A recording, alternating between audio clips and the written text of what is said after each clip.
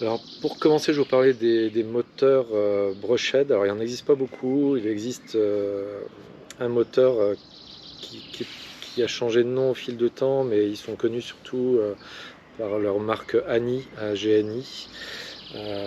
Ces moteurs sont toujours disponibles et sont utilisés beaucoup en carte électrique par exemple. Et donc il y a une personne qui s'appelle Jean-Noël Boujard qui l'utilise sur une motorisation auxiliaire pour L-Delta.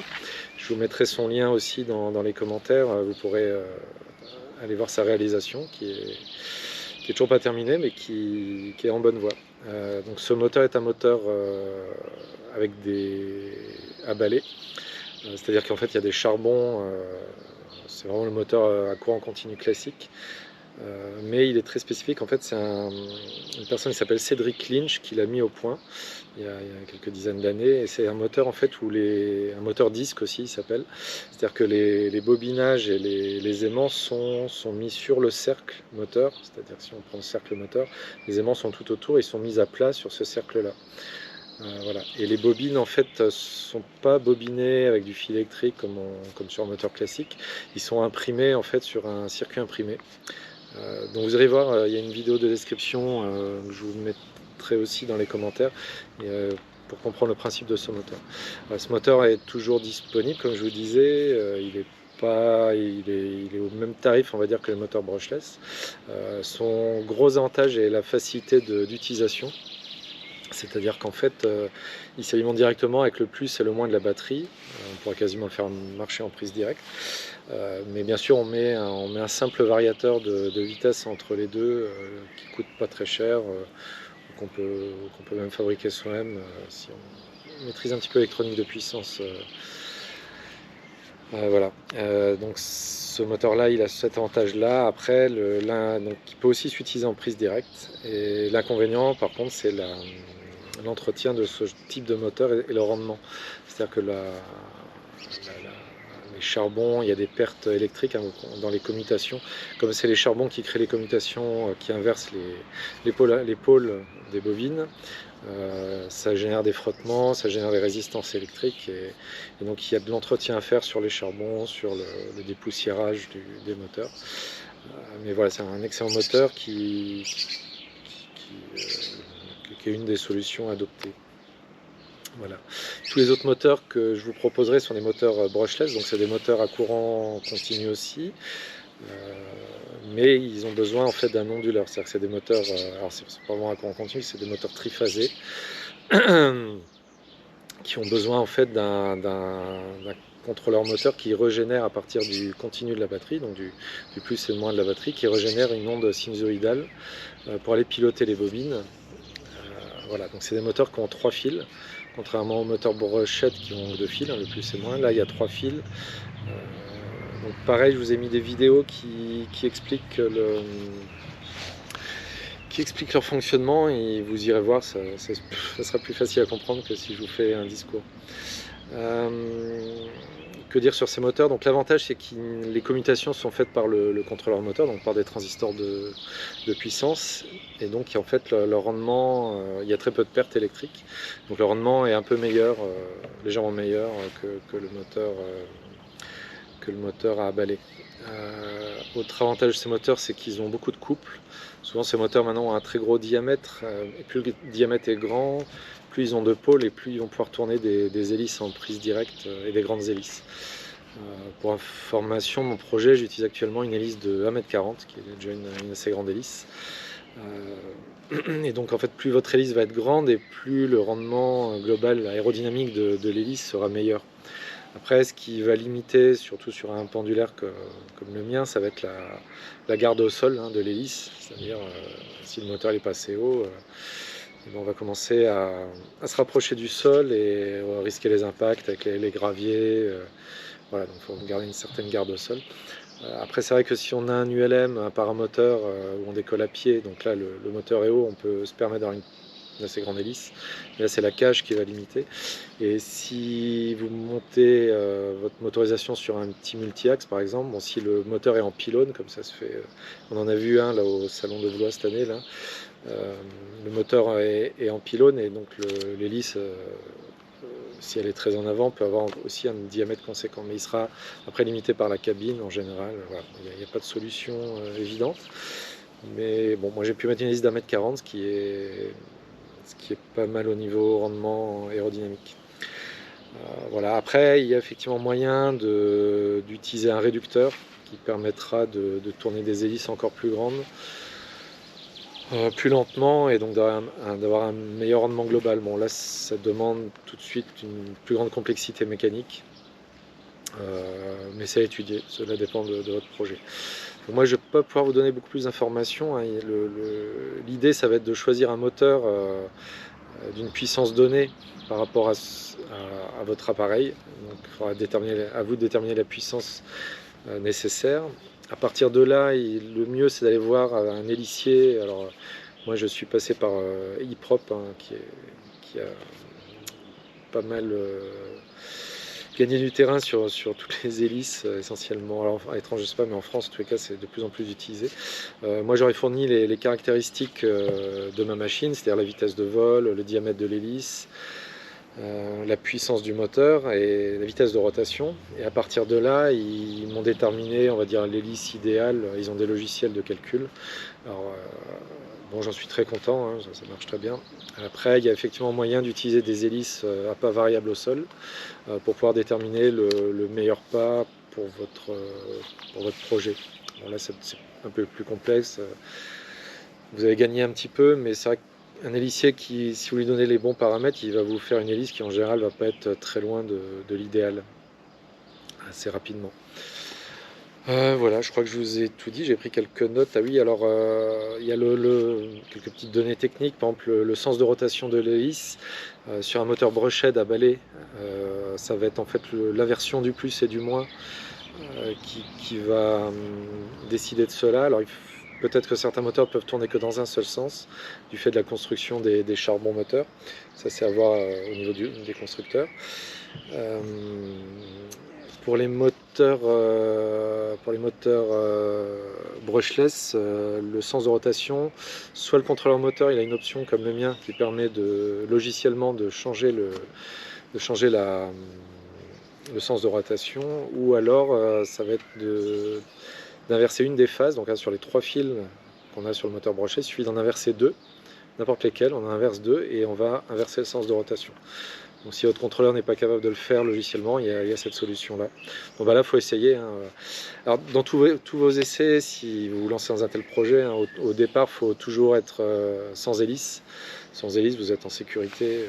Vous pouvez faire différents essais, alors des essais de rotation justement, des essais de démarrage moteur, voilà.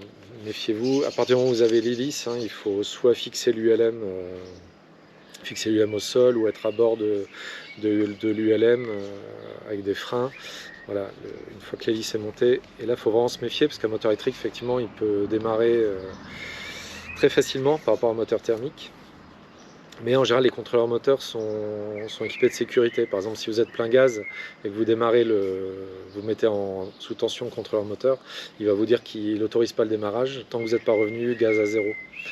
Voilà, donc ça c'est une sécurité. Qu'est-ce que je peux vous dire de plus? Je vous mettrai... alors les coûts des différents moteurs, ils sont sensiblement pareils. Moi, le moteur que j'utilise, le moteur par watt, n'est plus vraiment disponible. Alors, vous pouvez toujours tenter de contacter l'équipe Parawatt en cherchant un peu, mais a priori ils en ont plus de disponibles. Donc je ne le mettrai pas dans ma liste, ce moteur. Je vous mettrai vraiment les moteurs qui sont disponibles sur le marché actuellement. Voilà. Je vais prendre la caméra à la main et je vais vous montrer le moteur en lui-même que j'utilise et un petit peu les connexions, voir un petit peu à quoi ça ressemble. Après, le mieux c'est de se documenter sur les moteurs, sur internet, il y a beaucoup de choses. Et puis n'hésitez pas à me contacter si vous avez des questions. Mais c'est vrai que dans l'ordre, pour commencer une motorisation électrique, le plus important c'est de choisir le couple moteur-hélice en fonction de votre machine. Et aussi la tension du moteur par rapport à la tension de la batterie que vous comptez utiliser. Alors, sachant que au-dessus d'une tension de 70 volts, là vous commencez à rentrer dans de la haute tension. Bon, encore en continu, vous pouvez aller jusqu'à normalement 120 volts sans mesure particulière. Moi, pour ma machine, tourne en 65 volts maximum. Beaucoup de machines étaient faites en 48 volts. Voilà. Donc là, il faut, je vous dis, déterminer la puissance que vous avez besoin, la tension de la batterie que vous comptez utiliser, trouver le moteur adéquat avec le... Oui, alors je vous en ai pas parlé, avec le KV moteur, c'est-à-dire en fait la vitesse de rotation en fonction de la tension d'alimentation. C'est-à-dire qu'un moteur électrique, un KV de 1 par exemple, si vous avez une tension de 48 volts, en fait il va tourner à 48 tours minute. Donc ça va sûrement pas aller pour votre hélice. Donc en fait si vous avez une hélice qui tourne pas 2500 tours minute, il faut trouver un KV pour arriver à la tension de 48 volts. Alors je crois que mon moteur par watt il a un KV entre 50 et 60 pour tourner à 2500 tours, et moi je suis un petit peu survolté, c'est-à-dire que quand la batterie est chargée je freeze les 3000 tours, c'est le maximum de l'hélice. Mais ça me permet en fait que quand la batterie commence à se vider d'avoir toujours une puissance acceptable en fait au fil de la baisse de la batterie. Ça, je vous en parlerai plus quand on étudiera la partie batterie. Voilà, je me suis un peu étendu, c'est peut-être pas toujours très clair, mais regardez les différentes vidéos et les liens que je vous ai mis, et n'hésitez pas à me contacter. Donc voilà, ça c'est la première vidéo sur les moteurs qui est la plus importante, dans le sens où elle va être le point de départ de votre projet. Donc je coupe là, puis je reviens avec la caméra à la main pour vous montrer Voici la machine de l'arrière, donc avec son hélice si propre, hein. Jolie hélice en carbone. Bon, bah après, voilà, ça a un certain coût. Sur un appareil comme ça où on casse pas les hélices, on peut se permettre une belle hélice en carbone. C'est vrai que sur un paramoteur, on a toujours le risque que ça coûte cher si on a tendance à casser les hélices. Voilà. Donc là, ce moteur est en prise directe, donc c'est le moteur Parawatt. C'est un moteur qui est assez costaud, qui est construit avec des doubles roulements à billes. C'est un moteur qui mécaniquement est bien construit. Voilà. On voit l'arrière, la fixation sur le bâtimoteur. Je ne vous ai pas parlé de... Oui, alors cette pièce-là aussi, hein, le bâtimoteur est quelque chose, je ne pourrais pas non plus vous aider, comme je vous ai déjà dit dans l'autre vidéo. Là, c'est à vous de... Ça fait partie, on va dire, de l'aéronef. Voilà, moi c'était une personne qui me l'a soudé en inox. C'est une belle pièce que j'utilisais sur le paramoteur avant. Surtout mettre des cils en bloc, hein. Même si les vibrations sont moindres qu'un thermique, il y a quand même des vibrations, surtout dues à l'hélice, au bas lourd de l'hélice, vous voyez, qui va faire travailler quand même les cils en bloc en droite-gauche. Mais effectivement, depuis plus de 20-30 volts que je fais avec, ils n'ont pas bougé, ils sont comme neufs. Voilà. Souvent ils vieillissent assez vite, mais là les vibrations sont visiblement moindres. Donc là on est en prise directe, hein.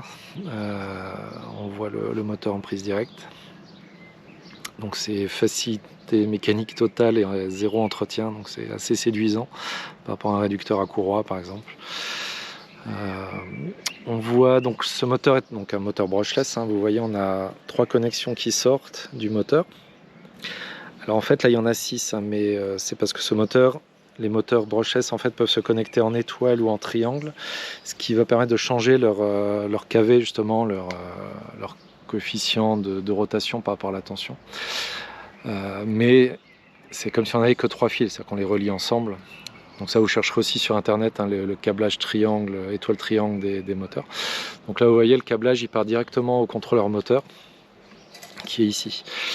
Il y a une chose importante sur les moteurs brushless, c'est que le câblage doit être le plus court possible. Alors le plus court possible du moteur jusqu'au contrôleur moteur, vous voyez, mais également du contrôleur moteur jusqu'à la batterie. Je pense qu'il y a beaucoup de gens qui ont eu des déboires liés au câblage. Les câbles doivent vraiment être au plus court. Alors on est même obligé de rajouter des condensateurs. Et là j'ai remis des condensateurs, même si sur ce contrôleur là ce n'est pas nécessaire. Plus vous avez de longueur de fil électrique, plus vous allez avoir de l'effet selfique. Et pour combattre l'effet selfique, en fait on met des condensateurs. Voilà. Donc 3 phases, hein, sur ce moteur, c'est donc des moteurs triphasés. Si je voudrais changer le sens de rotation, soit je change logiciellement dans la boîte, soit j'inverse deux phases, soit les deux celles-là, ou carrément les extérieures. Dès que vous inversez deux phases, le moteur va tourner dans l'autre sens. Sur les moteurs brushless, on dit qu'il y a plusieurs versions, mais sur ce genre de gros moteurs, elles sont toutes à cage tournante. C'est-à-dire que les moteurs sont dans la partie tournante, pardon, les aimants sont dans la partie tournante du moteur, vous voyez, et les bobinages sont fixes. Le bobinage, il est fixe, il ne tourne pas du tout. Il est vraiment lié, c'est normal, hein. Il est lié à la structure, et c'est les aimants, et c'est le champ tournant, c'est le champ électromagnétique tournant triphasé qui va repousser les aimants pour faire tourner le moteur dans l'autre sens ici. Voilà. Alors les aimants sont difficiles à voir parce qu'ils sont inclus, on les voit légèrement. Voilà. Je ne sais pas si vous les voyez là, on voit les aimants, vous voyez qui passent à ras des bobines, hein. Donc ici la bobine fait tout le long du moteur, toute la partie noire, ce sont les éléments et la bobine. Voilà. Donc c'est un bobinage avec du fil assez gros. Alors la grosseur du fil et le nombre de tours déterminent le KV moteur, ainsi que le nombre de pôles. Alors le nombre de pôles, c'est le nombre d'aimants. Finalement, c'est le nombre d'aimants qui sont autour de la couronne moteur. Voilà, on voit les aimants. Donc si on compte les aimants, on va voir le nombre de pôles.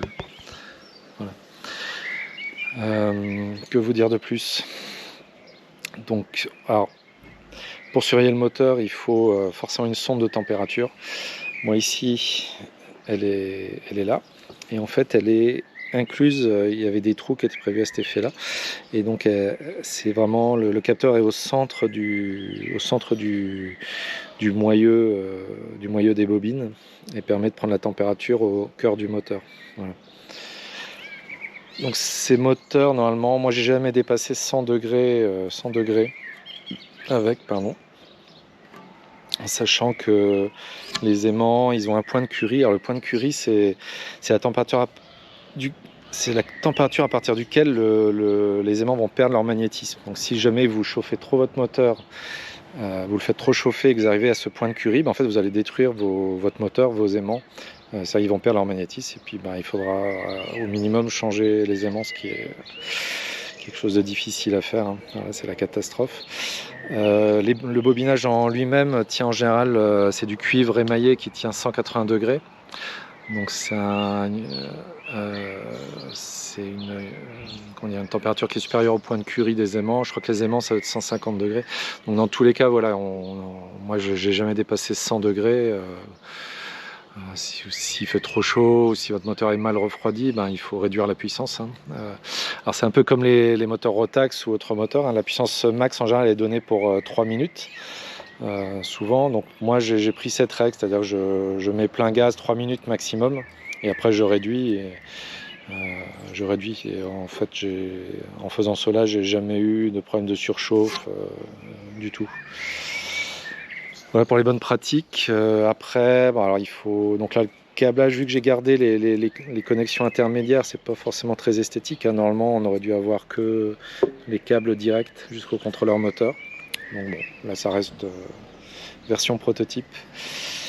Je crois que je vous ai tout dit, tout montré sur les moteurs. Voilà, donc oui, comme je vous disais, ce moteur est un petit moteur, hein. Les moteurs qu'on trouve maintenant, ils ont au moins un diamètre 2 fois plus grand. Ils sont constitués en général ils sont beaucoup moins larges, beaucoup plus grand diamètre. Vous verrez un peu dans la description les moteurs que je vous ai mis. Voilà, écoutez, je vous ai tout dit sur le moteur. Ce ne sera pas ma meilleure vidéo parce que c'est pas la partie que je maîtrise le mieux. J'essaie de vous donner différentes informations. Après, je mettrai tous les liens que je peux sur la description. Puis n'hésitez pas à m'écrire si vous voulez des précisions ou si vous êtes en train d'étudier un projet. Voilà. Maintenant, ce qu'il faut savoir, c'est que moi je connais ce moteur-là, hein. J'ai jamais eu d'autres moteurs que je connais pas. Même la liste des moteurs que je vais vous mettre, je ne les connais pas, je ne les ai jamais utilisés. Je peux pas vous dire, je peux pas vous garantir les performances. Voilà. Après, il y a des constructeurs qui